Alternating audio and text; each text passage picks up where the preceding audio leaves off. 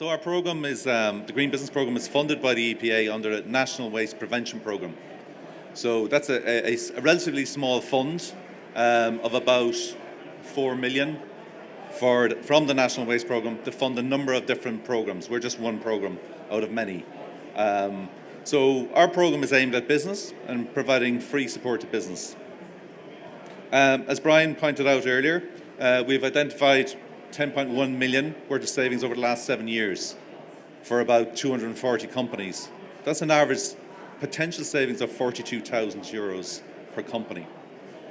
So, and as Brian also mentioned, that ranges from 2,000 euros to 250,000 euros potential savings.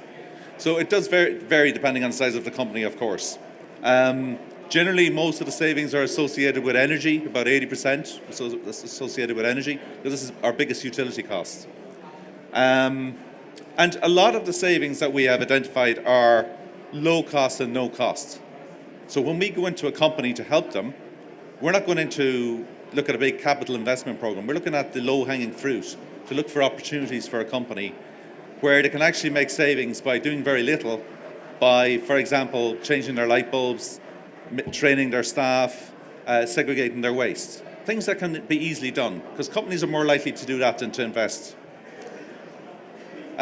So our program has a number of different services. Through our website, we've got an online tool called the Tree, we call it.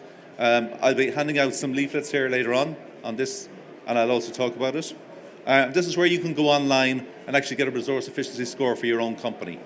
So because our budget is quite limited and we can't visit every company in Ireland, we're trying to meet the demands of the small companies, the SMEs, through our online tool. And we'd like everybody here to attempt the questionnaire and to get a score, and you'll see the benefits of it. I'm going to talk about 9 top tips, because we visit a lot of companies and we come across the same type of opportunities in every company. So I've kind of condensed it down to 9 because it fits nicely on our brochure, and I'll give you a copy of it later on. And if you can start with these 9 top tips, then you're on the road to greening your business. So we'll start with energy. As referred to earlier, climate change is a huge issue for Ireland. We're going to be fined, the government is going to be fined for not meeting our targets and reducing our CO2 emissions.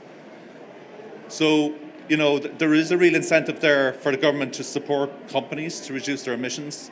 And we're attempting to do this by a number of different measures, including a number of energy efficiency measures. Number 1 tip is install LED lights. It's a no-brainer. If we look at this slide, we look at 3 different types of light bulbs, showing the evolution of light bulbs over the last number of years, starting with the tungsten bulb, the incandescent bulb, which is inefficient. 80% of the energy that you put into an incandescent bulb comes out as heat. So it's actually a heater, not a light. Thankfully, with the movement towards more efficient light bulbs, such as the CFL bulb, and now the LED bulb, we've moved to a more efficient type of lighting. And an LED light bulb is 80% more efficient than a tungsten bulb. So it uses 80% less energy. So there's huge savings for companies by investing in LED bulbs. There might be an initial cost to buy them in the first place, but the paybacks are fantastic. So everyone should attempt to do this first. Just to give you an example, this is a company in Galway. They're an engineering company, and I use a number of different case studies from this particular company for my presentation today. They replaced, a number of years ago, they replaced over 1,000 fluorescent strip lighting with LED tubes. So they went from 58 watts down to 24 watts, the same amount of lighting, same for less wattage, if you like. They reduced their electricity costs per annum by 37,000 euros. And they also reduced the cost of actually purchasing new fluorescent strips, which you had to buy every year because they blow and you got to put new ones in. That was an extra 5,000 euros. So 42,000 euros worth of savings. There was an investment cost, but the payback was actually 6 months. So within 6 months, they were now saving 42,000 euros per annum. They were also benefited from energy credits. So at the moment, you can claim energy credits from your energy supplier. So if you do any energy efficiency project that reduces your energy consumption, you can get money back from your energy supplier through the energy credit system, the energy obligation scheme. They also reduce CO2 emissions. Number 2 is the identify your energy users and manage. So in every business, whether it be an office, a retail unit, a factory, you've got a lot of different energy users using electricity, using gas. Do you actually know how much energy they use? How much are they costing you, each piece of equipment? Many of you don't. In actual fact, many businesses don't even monitor how much energy they're using, full stop. So really, you need to get a handle on this to be able to tackle the issue. So I would be suggesting that you identify your top users, work out the cost of each of those users, and then manage those particular pieces of equipment. So obviously tackling the biggest users first and putting measures in place to reduce the consumption. And that can be a number of different measures, and there's 3 simple measures. Turn them off, and there's lots of equipment left on in plants all around the country for no good reason. It happens all the time, whether it be lights or ovens or microwaves, the whole lot. Turn them down, which means actually if there is a measure in place where you can turn down the piece of equipment, whether it be a variable speed drive or a gas ring, you can turn it down, you can save energy there. And also turn them in, so actually get rid of the old inefficient pieces of equipment, whether it be a boiler or a dishwasher or whatever. This is where you begin to manage your energy users. Just to give you an example, in this same company in Galway called CNF Automotive, they use these heavy presses. And we identified that there was a number of large pieces of equipment using energy during break time, at the end of a shift. So we asked the company to actually switch off these pieces of equipment where possible and to see would it make any difference to their energy bill. By doing so, they actually managed to save 10,000 euros per annum on electricity. And we use a traffic light system to educate the staff on what piece of equipment should be turned off when not in use, which piece of equipment should be turned off at the end of shift, and which piece of equipment should never be turned off, because there are pieces of equipment that need to be left on all the time. So it was about educating the staff to be more aware of what can be turned on, what can be turned off. So you should really focus on that in a company, any size company, turning off, turning it down, and turning it in. Okay, we get on to renewables, and we've spoke about renewable biofuels, which I think is a great thing for the environment. There are lots of opportunities for renewables in Ireland at the moment. There's wind, there's biomass, wood chip, wood pellet, there's photovoltaic. These are all the technologies that have been around a while, but they're becoming more into the fore, particularly with business. And electric vehicles, of course, as well. I'll have to put in biofuels now on my next slide. There are increased incentives coming down on stream, I believe.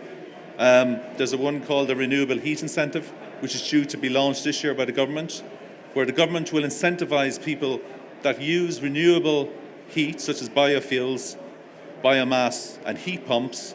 They will incentivize you to do this. And just to give you an idea of the type of incentives they're speaking about at the moment, for boilers using wood chip or wood pellet, for example, up to 300 megawatts per annum, the government will give you 5.66 cent per kilowatt. This is not fully agreed yet. This is in discussion.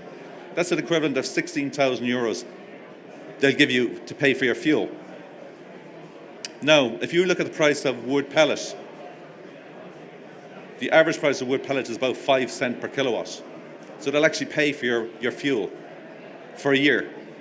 And that's ongoing contract apparently for 15 years. So it really makes, when it does come out and when it becomes visible to everyone to see, it makes complete sense to move to renewable biofuels, for example, and heat pumps if you're going to get this kind of incentives. Photovoltaics are also being rolled out at the moment, where you can actually put the panels on your roof, generate your own electricity a lot cheaper than you can buy it from the grid. This is quite a complex subject. There are companies out there that are willing to put those panels on your roof for you and sell the electricity to you directly. Now, ESB have a program in place at the moment with Kingspan, where they will actually sell you the electricity at a cheaper price. So there's no capital cost for you at all to actually buy these photovoltaic panels. And this is a slide I discovered recently from the States, and they were looking at the whole of life costs of running a car, electric versus gasoline, over the lifetime of a normal driver, which is about 50 years. The figures for the electric are $12,000. That includes purchasing a solar panel for your roof, which is going to supply you with electricity for your car, versus purchase of gasoline. And it works out at about €5,500 versus €240 per annum. That's the huge differential between gasoline and electric. I think electric cars are fantastic. I have one myself. They do have limitations in terms of range, but once you get over that, if you're doing local driving, up and down to school, back up and down to the shop, and if you have 2 cars in the family, it's an excellent substitute to your second diesel vehicle or gas vehicle.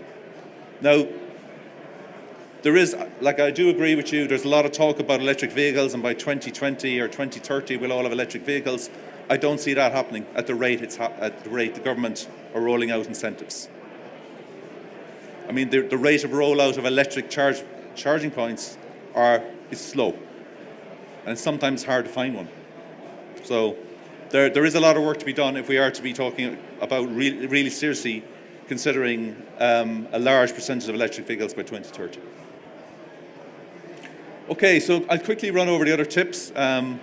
With regard to waste, generally when we're in a business, we're looking at businesses segregating waste, because waste segregation can actually reduce your waste costs. The more you segregate recyclables and the more you segregate food waste out of your general waste, the less your charges are going to be, because general waste is the most expensive.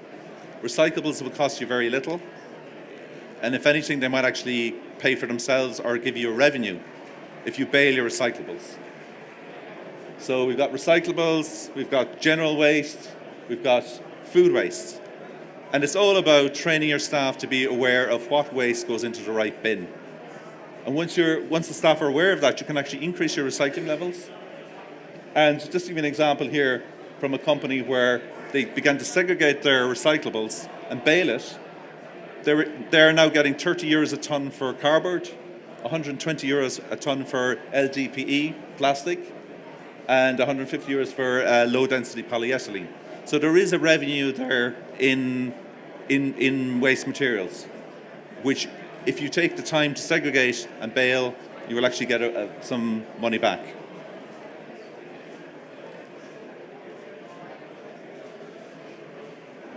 The next tip is actually taking out disposable items out of your process. I'll give you an example maybe of a restaurant here, where you're using coffee cups, disposable coffee cups, and to move away from the disposables to something that can be reused. And EMC is a very good example down in Cork, where they got rid of all their disposable cups. They gave every employee a reusable cup, and they saved themselves €150,000 per year on coffee cups, on the purchase of the coffee cups. This doesn't include the waste management savings that they have on the disposal of the cups. So the investment in purchasing the cup for every employee was $20,000. The payback was 7 weeks. We should also be looking at getting rid of disposable sachets of sugar, disposable packaging on breakfast cereals, trying to get away from disposable sugar sachets, salt sachets. This is in a canteen situation. And try and get away from packaging waste where possible. Sustainable raw materials is a huge area in itself, and we do touch on it when we go to visit a company, but we are looking at supply chain and coming up with raw materials that are going to ensure that your product is more sustainable and that your business in turn is more sustainable. Here's an example from Lidl, who are taking this sustainable purchasing very seriously, and they are now looking at renewable, sustainable, certified tea, certified coffee, eggs, meat, fish, etc., palm oil. So it is becoming a demand of the customer more than anyone else, that they are looking for sustainable products.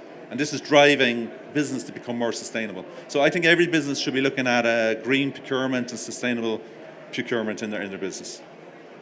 We get on to water. There's a number of tips here we would recommend. Fixing your leaks, looking for the leak in the first place, and many companies do have leaks.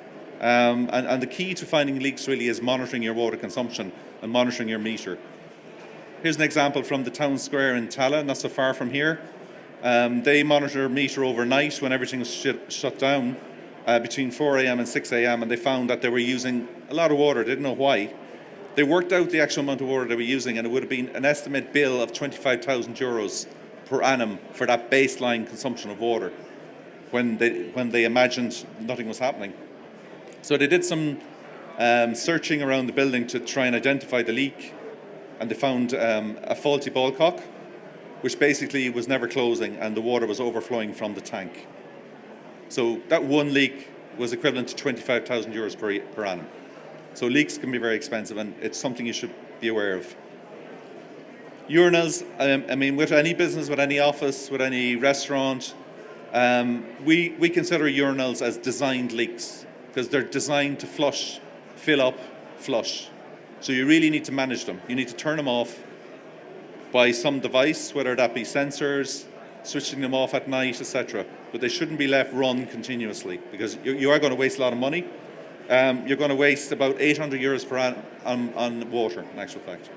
And finally, the last tip will be reduce the flow. So reducing the flows in showers, taps, hoses, etc. And just to give you one example here from a meat processing plant in Tipperary, they looked at the flow rates from their hoses where they were using 65-degree water. They were using 26 litres per minute, and they managed to reduce that down to 20 litres per minute. What do you think the savings were? It's up the top of the slide there, 42,000 euros per annum in terms of water and the cost of heating the water. So a very small change in the flow rate was actually giving the company a big saving on return. Finally, I just want to mention the tree. This is our online tool where you can start the process of looking at your business and identifying opportunities for your business. It takes about 20 minutes to fill in.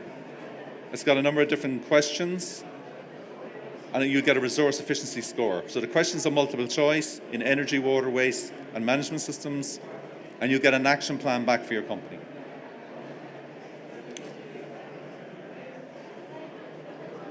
I found this slide last night, late at night, after being in the pub. I put it in there, don't know why, but I suppose it's just reflecting how beautiful our planet is compared to other parts of space.